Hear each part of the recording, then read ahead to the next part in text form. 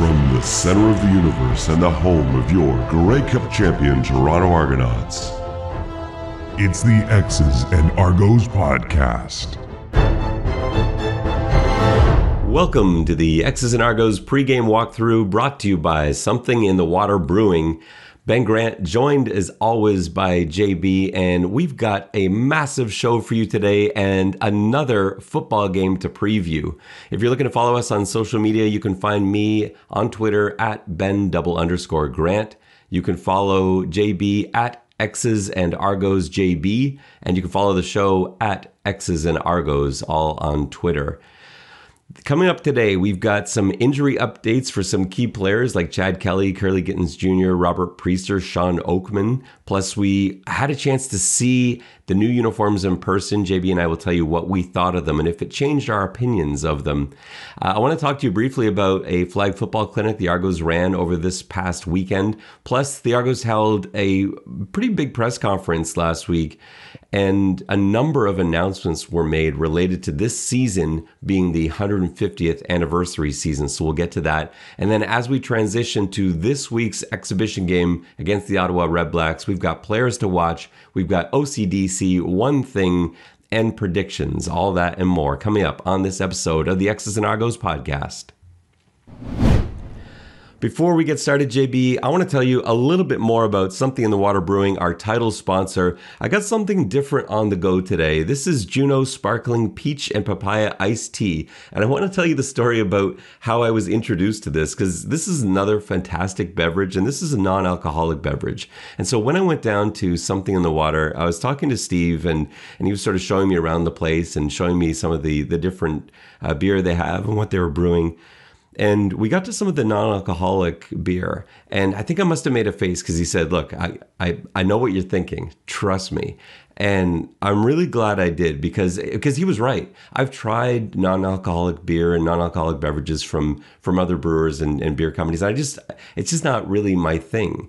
He gave me a bunch of different assortments to try, and this is the only one I'm talking about today, but they completely changed my mind. And I can tell you, like my wife too, when she saw me drinking one of these, she came over sort of, eyebrow raised, assuming I was drinking beer, looked at it, and then picked up the can, looked at the ingredients list, and she's like, this should actually be really good. And then she tried it and said, this is really good. And I'm in full agreement. This is a nice one. Super refreshing. And, in partnership with a tea company, this is legit. So the ingredients are top notch. This is a nice go-to if you're looking for something non-alcoholic. Juno Sparkling Peach and Papaya Iced Tea. All right, JB, let's get into some football. So injury updates, some big ones here. We don't have full in-season updates where we have questionable, probable guys that didn't practice. There are no lists like that being generated, but Mike Hogan put out some information on the Argos website that I thought was really helpful for us. So first of all, and perhaps most importantly, Chad Kelly. We saw that on Saturday for the game, he was expected to play, didn't play at all. He was held out due to elbow tightness. It looks like that was probably pretty minor and just overly cautious because he didn't seem limited at all at practice on Monday. And in fact, in the very first rep of Skelly, ended up throwing a deep touchdown bomb. So I think his elbow is feeling fine. Given that report, I would expect we'll see Chad Kelly run at least a couple of series on Thursday. So JB, is that surprising to you that they had him out Monday, or did you expect to see him out right away? Well, no, I took the coach at his word. They didn't seem that worried about it. I don't think they were that worried about him playing on the road in Hamilton. So it was probably an easy decision to sit him down. So that's good to hear. But that was definitely the vibe that we got, that it was not a big deal. Yeah, and I just don't know. I was just nervous because it's sometimes coaches believe that after the game and then go in and talk further with medical staff and then find out that there's more details or what have you. But yeah, it seems to have been exactly what he said. Just, we're being really cautious here. But I expect him to play on Thursday. And then the second biggest one is Curly Gittins Jr. So we found out, first of all, it was a shoulder injury. And Coach Dinwiddie did tell us that he could have gone back into the game, he believed, if it was an important game. Sat him out. And while while Curley probably isn't going to play this Thursday, they made it clear he could. But I think that's probably the right decision. Would you rest Curley this week, given what happened last week? Oh my God, yeah, 100%. I think you put him in bubble wrap, and you work on he and Chad getting a connection or a feel for each other in practice. Yeah, definitely. You don't tempt the fates there. And Robert Priester, the other injury that looked at the time to be pretty serious. Anytime it's a leg injury, you always fear the worst, especially, anytime you're not sure if it's knee or ankle. Not much good happens down there when a player goes down. And so it seems to be some good news. We don't have an official word on it, but he was at practice, which actually means something in my opinion, because we've seen this happen a lot. Anytime a player suffers what is typically a major injury, you don't usually see them at practice at all. So he wasn't practicing, but to be at practice usually tells you that this is something that this isn't something that is going to go on for a long time or require surgery or where he's going to be out. Because typically in those cases, they don't actually come out to practice because you're potentially putting yourself more in harm's way. And so I'm reading into it a little bit, but I like to think of that as a pretty positive sign for Robert Priester, who I think is going to be a pretty important piece going forward. And then another positive development was Sean Oakman for the first time this season practicing in a helmet and shoulder pads. He's been out there. Getting in work, but not participating in those reps, not with his helmet, not with his shoulder pads. He hasn't been full go like everyone else. So to have him out there too, strapping it on, I think is a pretty good sign. Because is he the most important piece in that front seven? Like, do you see him as the most important guy in that unit?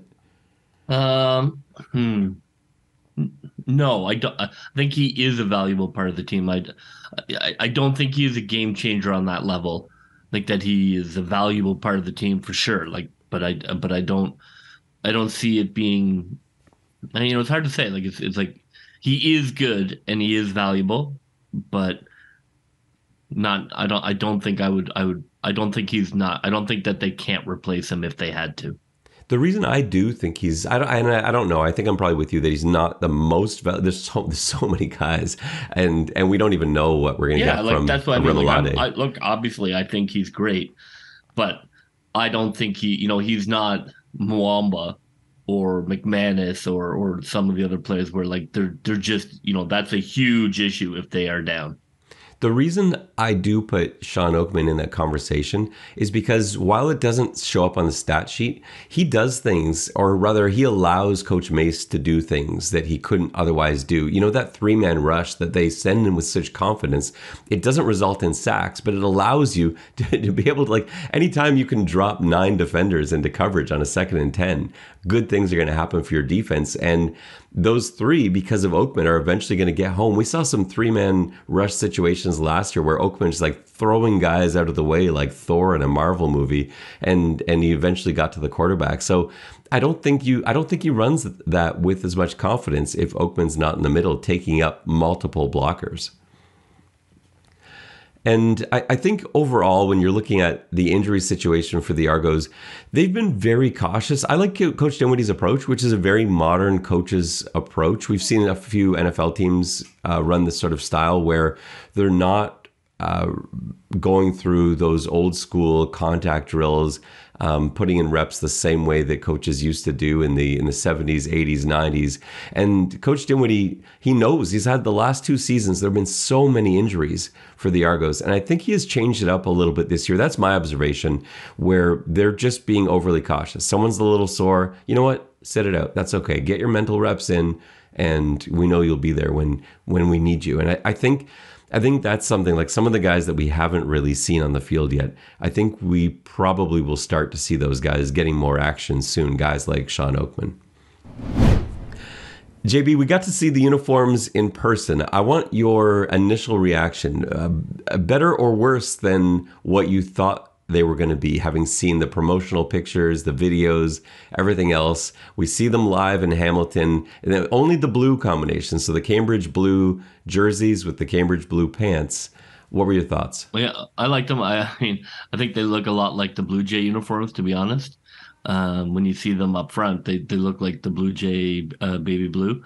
But I liked them. I thought they looked good. My only complaint is I had a hard time.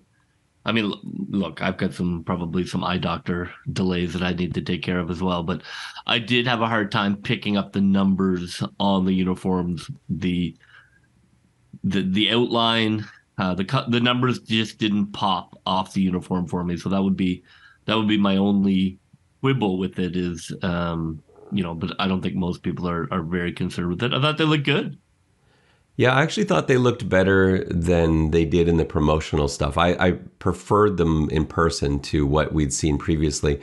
And I will say, I don't like, and I talked about this before, I don't like matching jersey with pants. I realize that's a me problem. Most people actually quite like that combo. It's just I'm an old man. And on that same topic, like you, my eyes aren't the best. I had trouble picking up those numbers too. But that's also the furthest away you get from a CFL field. The press box in Hamilton, we love it because we love the height that you're at. You're looking almost straight down on top of the field. There's no other stadium in the CFL that has a press box that far away from the jersey numbers. So I think we're going to find it for the rest of the season, and especially at BMO. That's probably not going to be a problem. I also think it's probably going to be easier for night games, which the Argos almost exclusively play this year. So it's probably not going to be a problem going forward. But I did notice it was a little tougher than last year's to pick up that uniform number. And Three Down Nation ran an article that I was involved in a little bit, came out today, ranking all 24 CFL uniform combos. And the Argos did not do well on this list. And I'm partially responsible because, like I said, I didn't have the Argos near the top because I just don't like the uniform jersey and pants. And I voted the same way with that black and black BC Lions look, the gray and gray BC Lions look, the black and black Hamilton. I don't like it. The blue and blue Alouettes, those were all near the bottom for me because I want contrast. And so that's how I voted it. But it was a pretty fair poll. They had all the contributors voting on this. The Argos Road Whites came 22 out of 24, which is not great. And the home blue was 20 out of 24. I think I had them a little higher than that. But I think now, having seen them live, I think when we see the Road Whites live as well, I think these are probably going to go up in most people's view. JB, what your comments on best and worst uniforms? I know you're not as into this as I get. I think it's hard. I think there are some great uniforms. I think the Elks is a gorgeous uniform. I think the Winnipeg home uniform is great. I like the Stampeder uniform. But after that, BC I hate with their Halloween orange. Montreal and Ottawa just couldn't be more boring. They just looked like page 72 out of the Under Armour catalog. So, I guess that's where I come down on. There's a couple I really love, and then there's a couple that I think are just not even worth debating because they're just generic. I thought it was funny that Winnipeg had both the number 1 and the number 24 uniform, the best and worst. The worst they had was their alternate that just has the big W on the front, which I hate because you can't see number on the front. That just drives me up the wall. And the number 1 was their home jersey, the one you mentioned, the blue with the gold. That's gorgeous. And I love the green and yellow of Edmonton, but other than that, I don't know. I think it's all pretty. It's hard. I would have a hard time ranking. Oh, this uniform is all green, which is better than the all blue. It's like, all right. Yeah, but the combos, some of those classic combos are nice. But I do think the Argos have the nicest helmet in the league. I stand by that. And the uniforms are certainly growing on me. And you like them from the get-go, so we can't really complain as a podcast. On Sunday, the Argos held a flag football clinic, and I had a chance to go to this as a parent. I wasn't covering this event. Both of my kids play flag football. They really wanted to go to this. I signed them up, and I decided, you know what, I'm not gonna do anything media related. I'm just gonna go down there as a parent and let my kids enjoy this. And after I knew that I had to say something because I know that the team has been, I think, unfairly treated with their involvement in kids programming, visiting schools, participation in flag football and similar events. And they do stuff like this that doesn't get a lot of attention. And this event was run so well. At the end of it, I thought, you know what, I'm going to have to put something out there. And so I did tweet about this after the fact and just how good a job they did. So it was at MLSE Launchpad on Jarvis. And first of all, that's a great facility. And so they had the kids with all sorts of coaches who are young, enthusiastic football coaches, getting them excited, getting them involved. And you had such a wide range of skill sets too. Nobody felt left out. They also, not only was this a 3-hour football clinic, they threw in some rock climbing because, of course, they've got rock climbing facilities there too. They got to meet Enoch, which was a thrill for the kids. And then Jason Calero, the team's community education and program specialist, was there. He was showing off the 6 different Argos Grey Cup rings that he had. The kids were amazed by those. Of course, they love that kind of stuff. And so, yeah, all in all, it was an amazing event. They got a football, got a T-shirt from it. And so I just wanted to applaud the Argos for that effort. It was just so well done. And those kids, all those kids are Argos fans for life. I'm telling you, seeing their faces, seeing them leaving that event, that's the way to do it. So yeah, kudos to the Argos for putting that together. And JB, speaking of seeing Jason Calero there, it reminded me, you and I had what I thought was one of the funniest things happen. We were at a safe contact coaching clinic that was run by the Argos, and Jason Calero was there, and he brought along with him James Wilder Jr. and Sean Lemon. This is a few years ago, obviously. And it was a great clinic. We learned a lot, had a good time. But at the end of it, the guy running the clinic said, and not jokingly, said, folks, I just want to thank Jason and the Argonauts. And you and I immediately burst out laughing, but nobody else in the room laughed at all. JB, I still don't know to this day why nobody laughed but us.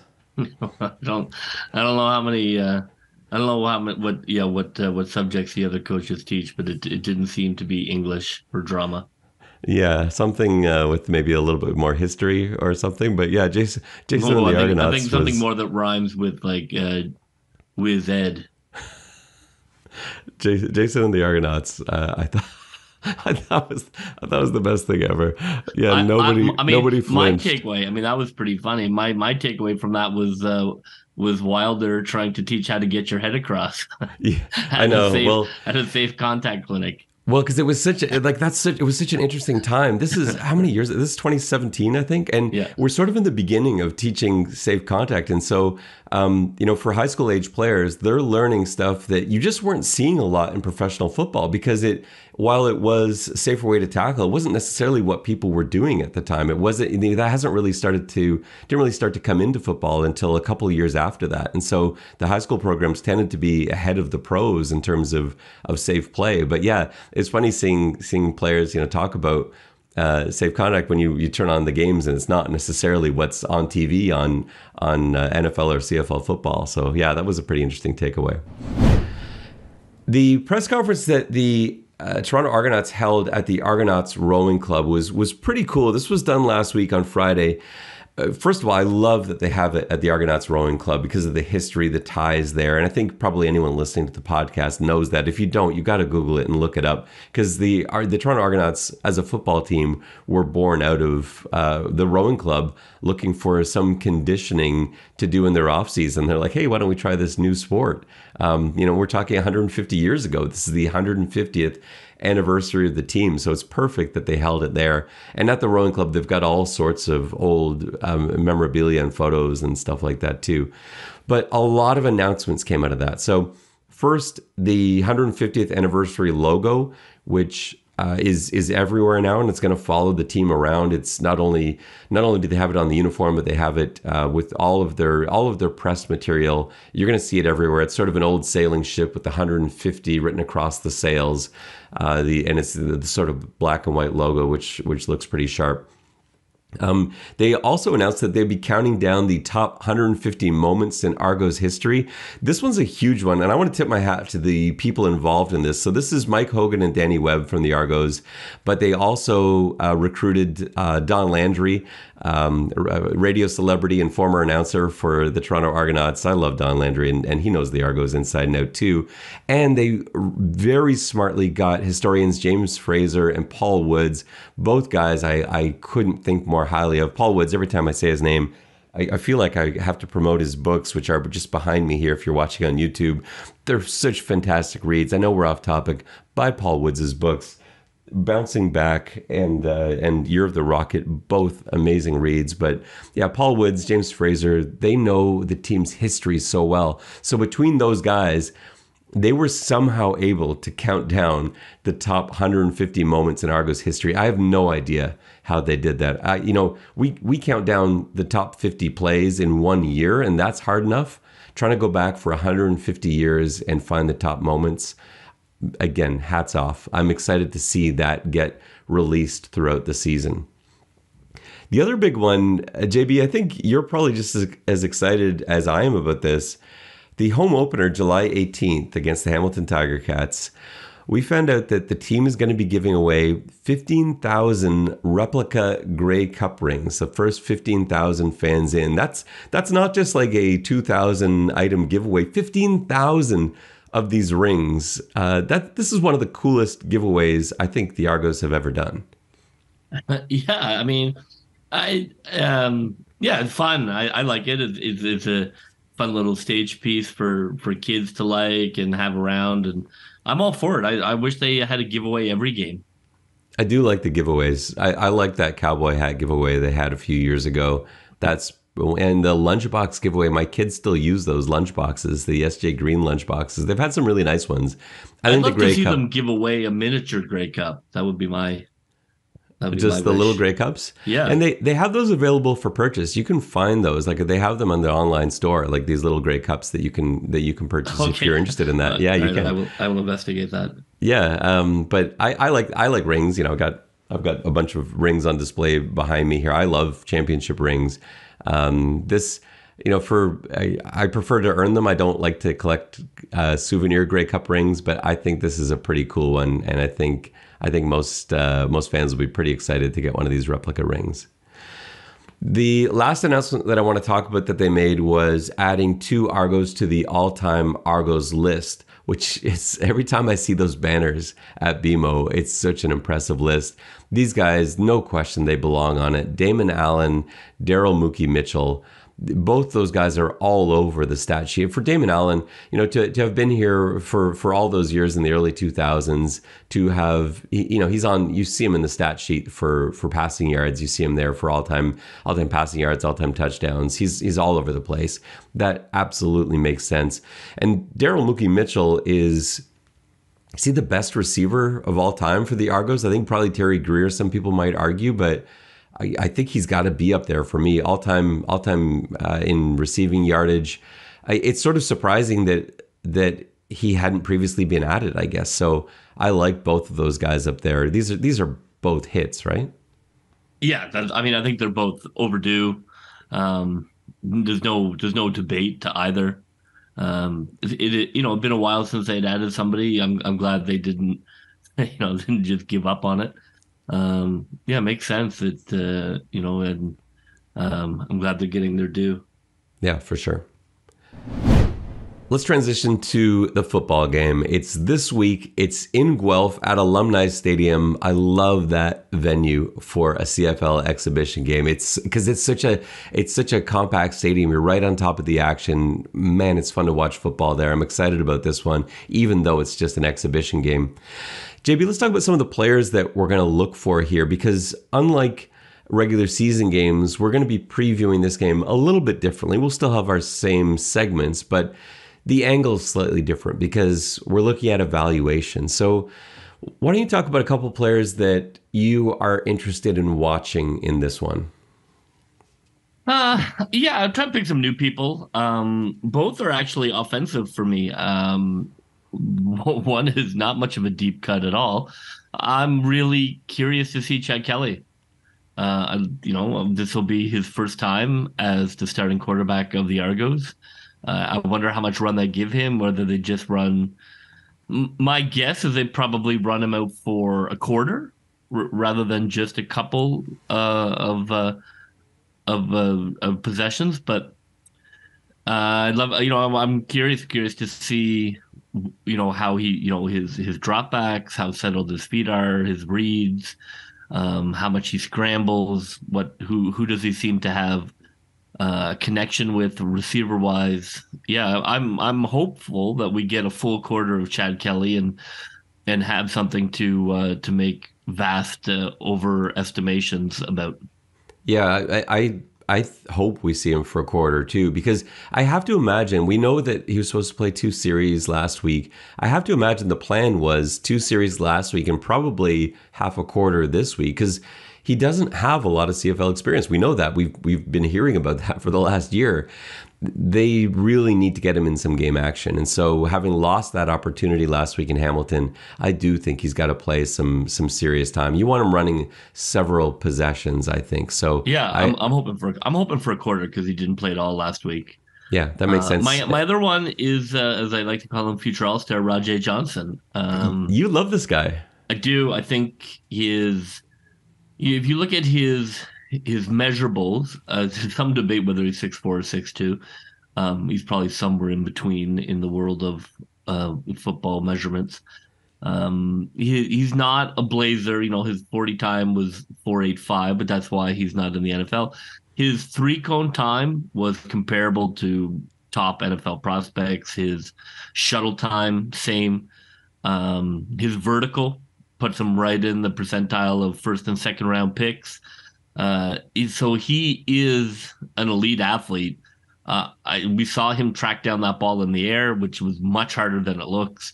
I think he can be a fantastic possession receiver for the Argos. I think he brings a red zone size. We don't use tight ends really in the CFL, but he kind of brings that box out skill set to the red zone.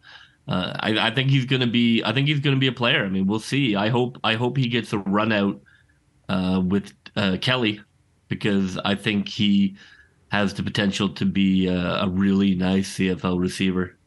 Yeah, Rajay Johnson, and can you talk just a little briefly, because this is not the topic here, but why is it, because you and I are on the same page with this, but what is it you like about 3-cone and vertical that makes you maybe dismiss 40 time? Yeah, the 40 time is, obviously if you're a burner, it's useful as a wide receiver to have a sense of, outrunning defensive backs. But most wide receiver play is about change of direction, about kind of quick twitch shift, and being able to pivot and being able to get up to speed quickly. And his 3-cone and his shuttle are both strong, much stronger than his 40 would suggest. Especially for his size. Yeah, well, that's exactly it. Like when I was looking at the combine stuff, really he's bigger than most receivers. Most receivers now are kind of built like track stars. They're all 5'10" and 185 pounds.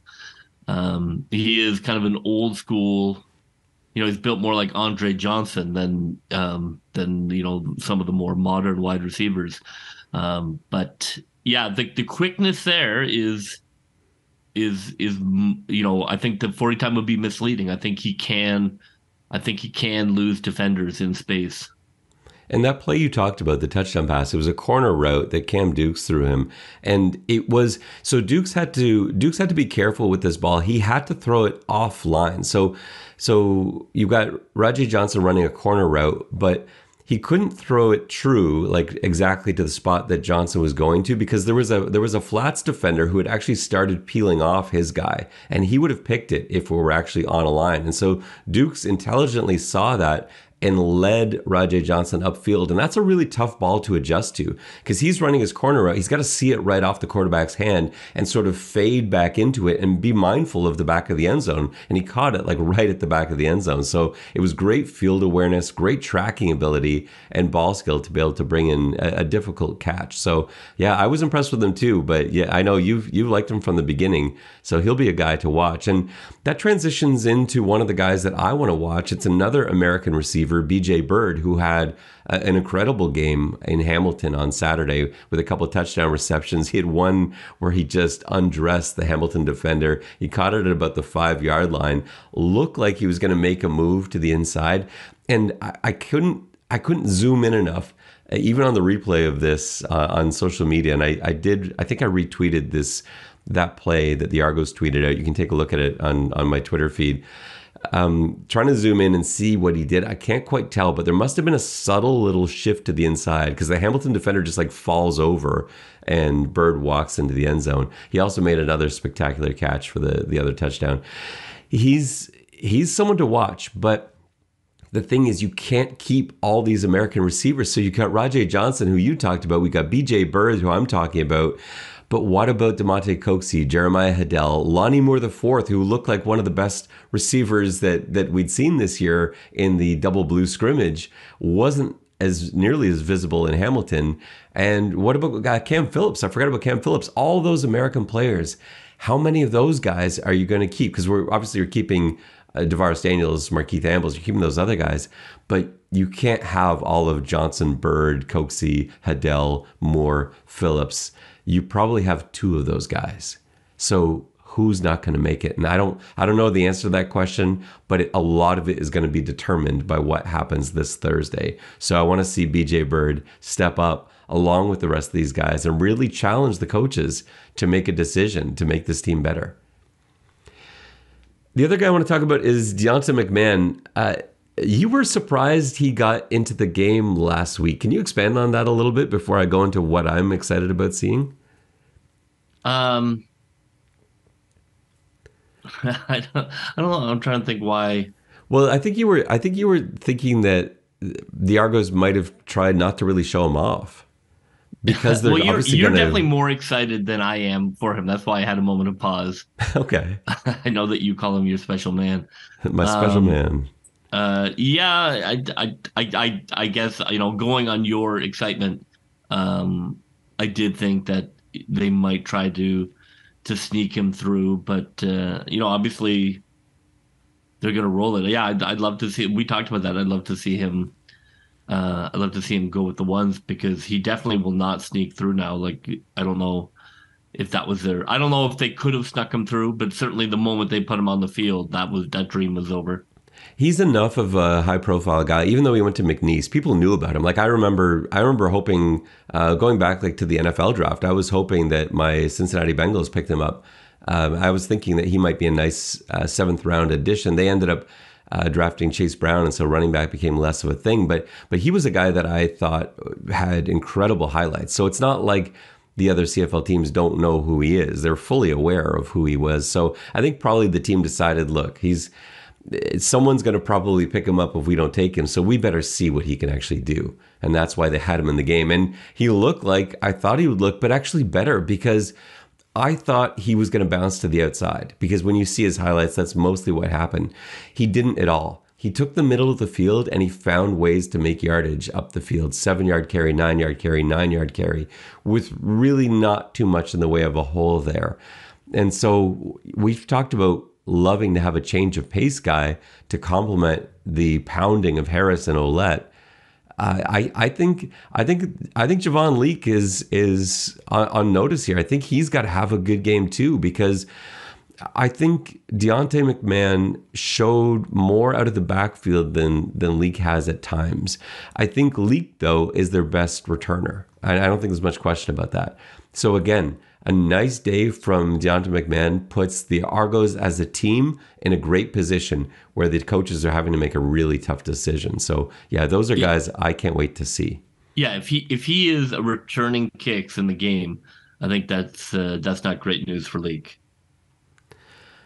But JB, I don't think he's going to be able to push Leake out in. We'll see. I mean, he tried one. It did not look very natural for him. So I think Leake is pretty safe. Yeah, I think you're going to be on the Deonta McMahon train before the end of Thursday. I think we'll see in our postgame reaction podcast. I think you will be singing praises and songs about Deonta McMahon. Right. Okay, well, let's see. It is time for OCDC.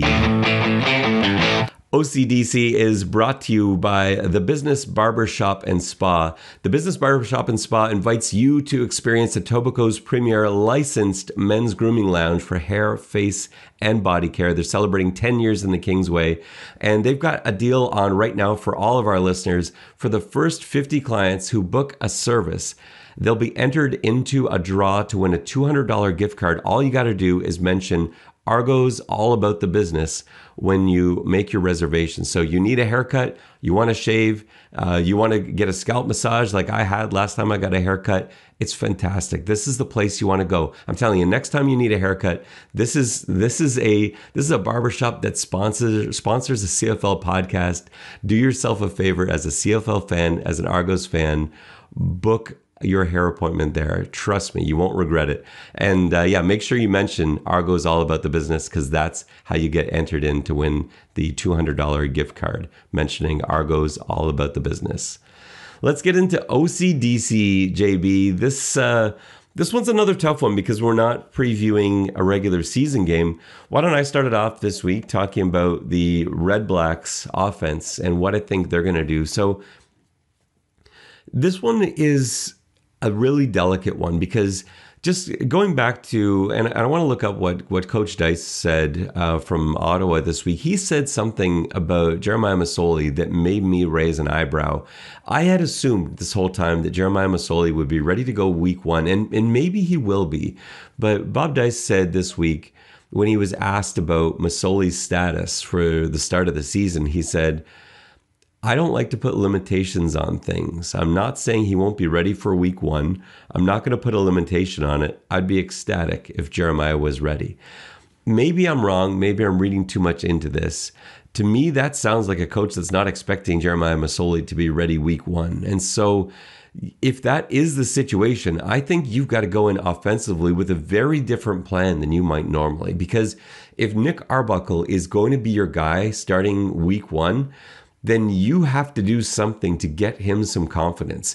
The Red Blacks lost their preseason opener at home in a really Red Blacks way to a pretty bad Montreal team, I think.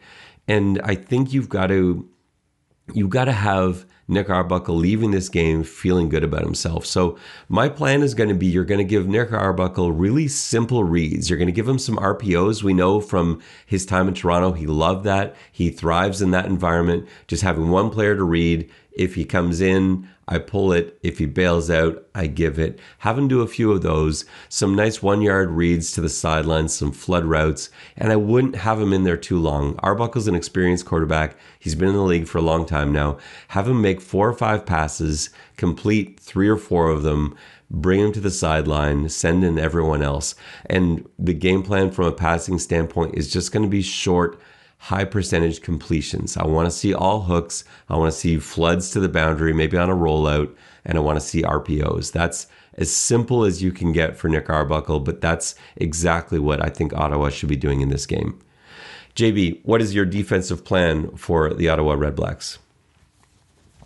If I'm Ottawa, I think I'm probably most interested in trying to stop the running game. The passing game is going to be, hard to. You're not going to scheme that much. I don't know how much of a look you get. I don't even know how many 1s and 2s you see in the wide receiver unit, quarterback unit. So you're not really gaining any useful data from the past. But stopping the run is still stopping the run. It's still being in position. It's still accelerating and tackling. It's still getting off blocks, and so you can actually measure that. Even 1s, 2s, 3s, you're still getting a look at who is able to hold their block, who's able to get off their block, who fills a hole, who makes a good tackle. So I would concentrate on that. I would concentrate on just taking away any running game at all that Toronto has, and for the passing stuff, I wouldn't be concerned at all, really. Just play cover 2, and if they make passes, good for them, and not think twice about it, because it really they want to win for sure, because they're in a different place than Toronto, but if I were the defensive coordinator, that would be my plan. My plan would be I want to see linebackers, I want to see defensive linemen.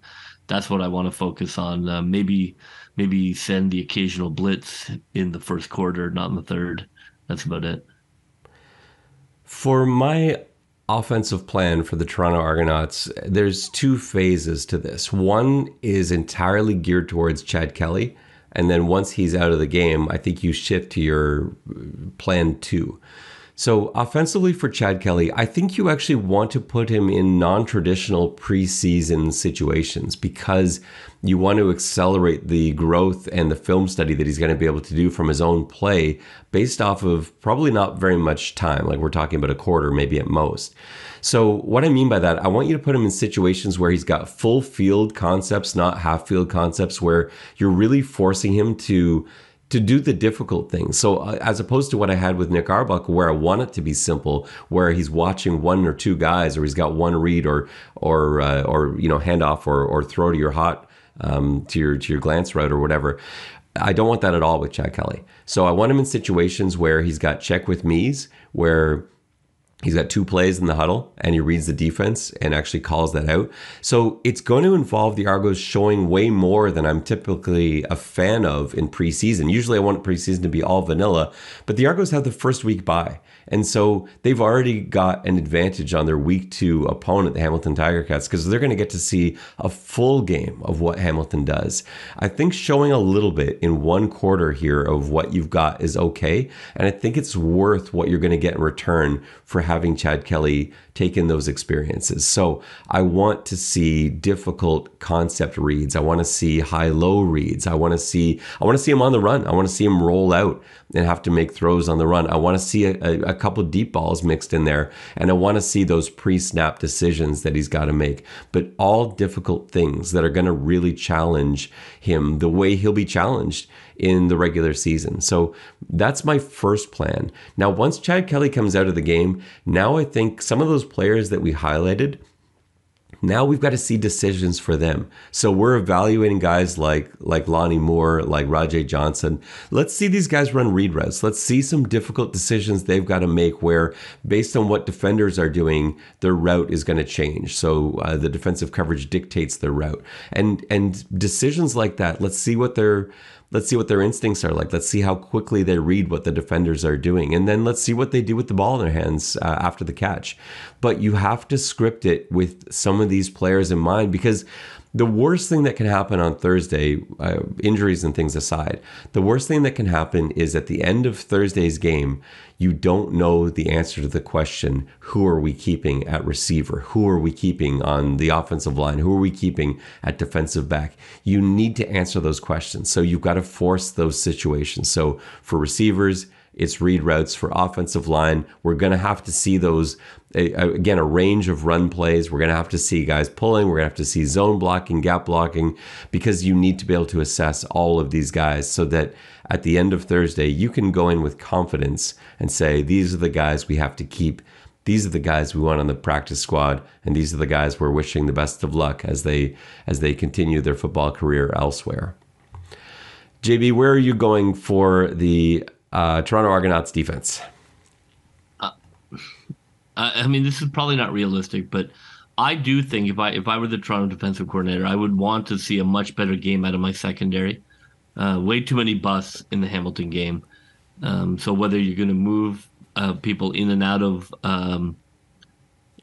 formations, and you want them maybe to react to triggers that changes what coverage they're running. Maybe you want to see a little more moving parts at game speed, because you definitely cannot have these 45-yard busts where there just isn't a soul anywhere near the receiver. So I probably would stress them a little more. I probably would run a few more different coverages and have them get in and out of those coverages and sort of see what is the communication like, who do I have communicating it? Are players able to understand that? Are players able to react to it?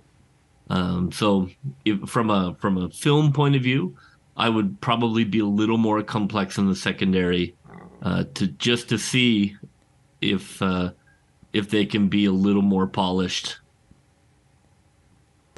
I wonder if, and I hope that we'll see the Argos secondary just tighten up a little bit too, because aside from the busts, and we saw, like you said, a few of those in Hamilton, but I also felt like a little bit like what we saw last year, they weren't really tightening up. And what I mean by that is, let's say we're playing cover 3. The way you draw up cover 3, you know that, okay, this defender's got this zone, you've got this zone, you've got this zone. We've got, guy deep third here, deep middle, deep third over here. And it looked like they were sort of doing that. And what you want from a professional football team when you're running those coverages is not exactly how it's done on paper, but you are sort of acting as a magnet that's being drawn to the defenders nearest to you. And I found that the secondary was just leaving really big holes for the Hamilton receivers on Saturday. And so I want to see some growth there for some of these guys where it doesn't necessarily, maybe it's not even as easy to diagnose what the coverage is a second after the snap, because they are sticking like glue to the receivers running through their zones and then communicating and passing it off. So I'm hoping that there is that growth that we see, and there's just a lot less space for the Red Blacks than there was for the Hamilton receivers on Saturday. It's time for one thing, JB. What is your one thing? I bet I can guess. Well, I mean, a little early in the season to have for the well to have run dry, but I guess I'm going to call that a preseason excuse. And I would love to see a red zone running touchdown. I'm gonna hang on to that one until I see it. I do think it's an area that they haven't been that proficient in. And I'd love to see them banging a red zone touchdown on the ground.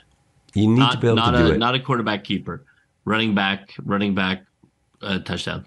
Yeah, agreed. I think it's such an important thing in the CFL, the threat of being able to score from the 5. That's what it is. It's the 5-yard line really that I'm talking about. To be able to run the ball with your running back from the 5-yard line and score a touchdown. If you can do that with any kind of reliability, it opens up everything in the pass game. Otherwise, we've seen like the Argos when they struggled last year. Remember the start of the season last year? They couldn't buy a rushing touchdown, and it made scoring points that much more difficult. As soon as AJ Ouellette really started turning it on, and he had that 4 or 5 game streak where he seemed to get a touchdown every week in the red zone.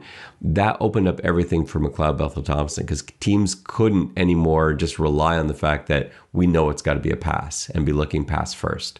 So yeah, I would love to, it's an important one. You're repeating it, but it's a big deal, and I think that's why. My one thing is I want to see a 40 plus yard completion from Chad Kelly in his time playing. And the reason I want to see this is, one, I think that's good for his confidence. I think that'll be great for the team. I think that's really going to hype the guys up. I also think it will do him a world of good come the regular season. If you can get defenders afraid of the deep bomb, everything else opens up. And we saw in stretches where McLeod really had to work for his yardage last year. He had trouble completing balls downfield last year at times. That was the one criticism of McLeod Bethel-Thompson that we had last year, was those deep completions that weren't always there, especially early in the season. And it allows defenders to really sit in those underneath zones, and it makes your job really tough as a quarterback. Even just one 40-plus yard bomb that Chad Kelly completes will help stretch out that defense. It'll open up those pockets, and he's got a rifle to be able to get it in there and sit down Tavares Daniels, sit down Markeith Ambles, sit down Curly Gittins Jr. in those voids and get it to them in a split second and let them go for a run. And so that's going to be key for me. If they can do that, I think they're in really nice shape for week 1. Prediction time. How do you think this one's going to end? You were right last week. You were really close to actually hitting the exact score. I was wrong. I had an Argos win last week. Where are you going to this week, JB? This was actually really hard because Ottawa is desperate for a win. They were desperate last week. I think they're going to be more desperate. I see Toronto getting out to a lead, and then Ottawa taking it at the end. So I'm gonna have Ottawa 28 to Toronto 24. And I don't think that's going to happen at all. I think they were all out last week to try and win. They wanted so badly to win. They kept their starters in forever last week because they wanted so much for their home crowd, and I wanted it for them. Just, Ottawa and Edmonton, I would love for them to get some wins at home this year, not against the Argonauts, but against everyone else. That's fine. And they couldn't hang on to it. But I think they were pretty much all in last week. I don't think they have that many chips left. And so I don't think you're going to see that much. I think you're going to see, because I don't even know how much evaluation occurred last week because they were so busy trying to get that win. I think they've got a lot to do at the back end of the roster this week. So I just don't think you're going to see a lot of playing time from starters or even sure thing backups. So I think this one's going to be over pretty early. I have Argos 27, Red Blacks 13. That's the way I see this going. And I think the Argos are going to get out to a really nice start early after falling flat and finding themselves down 17-0 last week. I think the Argos might get up 20-0 in this one before the Red Blacks respond. So 27-13 for me. Well, that will just about do it for us on this episode of the X's and Argos pregame walkthrough. The game again is this Thursday, Alumni Stadium in Guelph. The Toronto Argonauts host the Ottawa Red Blacks. For JB, this is Ben Grant saying so long, and may all your pre-snap reads be good ones. I'll see ya.